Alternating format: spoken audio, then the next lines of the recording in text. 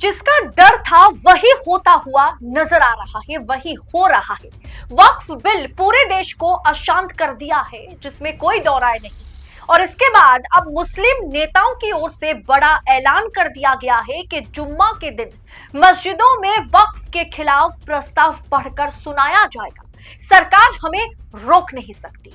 इस ऐलान के बाद वाकई माहौल बिगड़ सकता है, क्योंकि ये ऐलान जिस जगह पर किया गया है उस जगह को सालों दर साल मेहनत के बाद फिलहाल के लिए थोड़ा शांत किया गया है। अब ये ऐलान के बाद पता नहीं क्या आफत आएगी। पूरा मामला बताऊंगी आगे आपको, तो आखिर तक वीडियो में बने रहिएगा। नमस्कार, मेरा नाम अदिति है और आप 4 PM न्यूज नेटवर्क देख रहे हैं।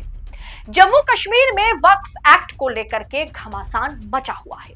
जैसे ही वक्फ बिल सदन में, दोनों सदनों में पास हो गया, विधानसभा, जम्मू कश्मीर विधानसभा में वक्फ बिल पर भयंकर हो हल्ला हुआ। माइक फेंका गया, बिल फाड़े गए, विपक्ष ने वॉकआउट किया और अब इस बिल को लेकर के वाकई जम्मू कश्मीर अशांत हो गया है।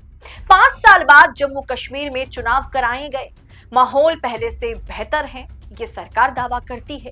और आज इस बिल को ला करके सरकार ने फिर एक बार वही काम किया, वही आम मुसलमानों के मन में डर पैदा कर दिया। मस्जिद में इस तरह से एंटी वक्फ प्रस्ताव पढ़ना माहौल को किस हद तक बिगाड़ सकता है, जरा सोचिए। दरअसल कश्मीर में जितने भी मुस्लिम लीडर्स हैं, जितने भी नेता हैं, वो इस पर मीटिंग करना चाह रहे थे। जैसा कि आप भी जानते हैं कि कश्मीर बहुत ज्यादा नाजुक प्रदेश है, बहुत ही आप कह सकते हैं कि एकदम मतलब जहां पर हर बात पे लड़ाई झगड़ा अशांति बहस हो सकती है, ऐसा एक प्रदेश है, बहुत ही नाजुक है। इसीलिए सरकार किसी भी राजनीतिक मीटिंग को इस मुद्दे को लेकर के, खासकर वक्फ बिल को लेकर के, सरकार अलाउ नहीं कर सकती। मजहबी लीडर्स, धार्मिक लीडर्स के जरिए बुलाई गई मीटिंग को सरकार ने रद्द कर दिया। इसे लेकर के ऑल पार्टी हुर्रियत कॉन्फ्रेंस के senior leader chief Mirwaiz Umar Farooq का तीखा बयान सामने आया। उन्होंने कहा कि पुलिस ने उनके घर पर मीटिंग करने की इजाजत नहीं दी। उन्होंने इसे अधिकारों का हनन बताया और कहा कि वो वक्फ बिल के खिलाफ प्रस्ताव को जुम्मे के दिन मस्जिदों में पढ़कर सुनाएंगे। मीर वाइज उमर फारूक ने कहा है कि नए वक्फ कानून के खिलाफ एक प्रस्ताव तैयार किया गया है, जिसे मस्जिदों और मजहबी प्रोग्राम्स में पढ़ा जाएगा। दोस्तों, घाटी में अलग अलग धार्मिक संगठनों का एक मंच है, जिसने बुधवार को कानून के समाज पर असर को लेकर के एक बैठक बुलाई थी। ये बैठक उमर फारूक के घर पर होनी थी, लेकिन पुलिस प्रशासन ने वहां फोर्स तैनात करके और उसकी इजाजत देने से इनकार कर दिया। मीर वाइस उमर फारूक ने ट्वीट करते हुए कहा कि हाल ही में वक्फ अमेंडमेंट एक्ट के संबंध में जो मजलिस उलेमा है MMU की अहम बैठक को अधिकारियों के जरिए मेरे घर पर आयोजित नहीं होने दिया गया। आज इस मीटिंग में हिस्सा लेने के लिए लद्दाख, कारगिल और जम्मू सहित जम्मू कश्मीर के धार्मिक प्रतिनिधि घाटी में पहुंचे थे।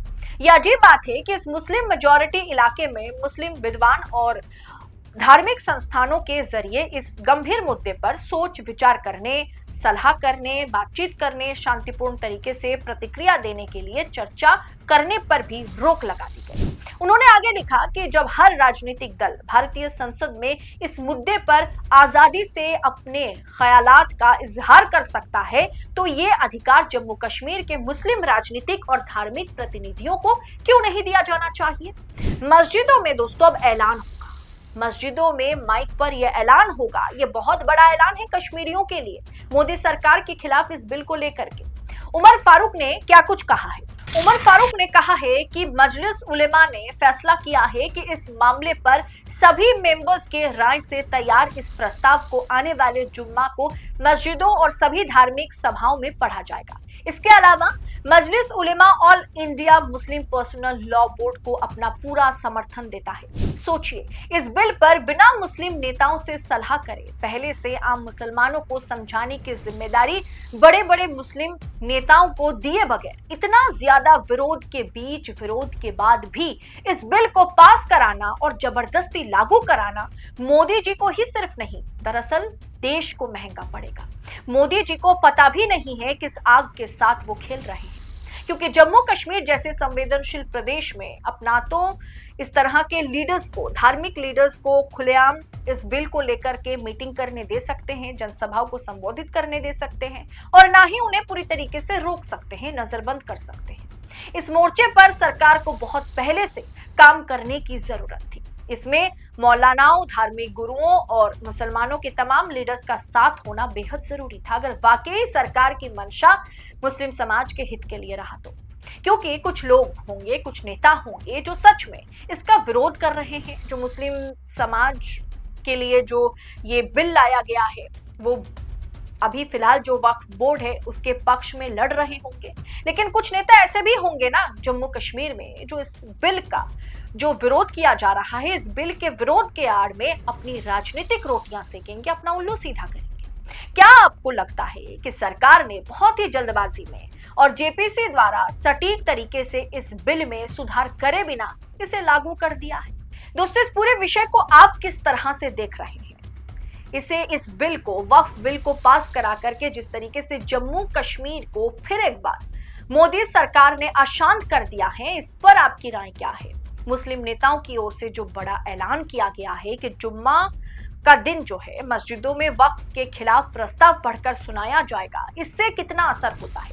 क्या वाकई सरकार या जम्मू कश्मीर में जो फोर्स तैनात है, क्या इस घटना में एक तरीके से मुस्लिम समाज को सही से इस मुद्दे को लेकर के मतलब डोर टू डोर कैंपेन करके समझा पाएगी, या वाकई देश पर, सरकार पर बड़ी आफत या मतलब खतरे की घंटी जो है वो बज रही है, खतरे का बादल मंडरा रहा है?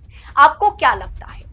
क्या सरकार इस बिल को लेकर के बैकफुट पर आएगी? क्या ये देशव्यापी जो विरोध प्रदर्शन जारी है जम्मू कश्मीर से लेकर, मतलब उत्तर से लेकर दक्षिण तक, पूर्व से लेकर पश्चिम तक, हर जगह पे जो विरोध है, जो प्रोटेस्ट जारी है इस बिल को लेकर के, क्या इसके सामने मोदी जी की सरकार जो है वो घुटने टेकने पर मजबूर होगी?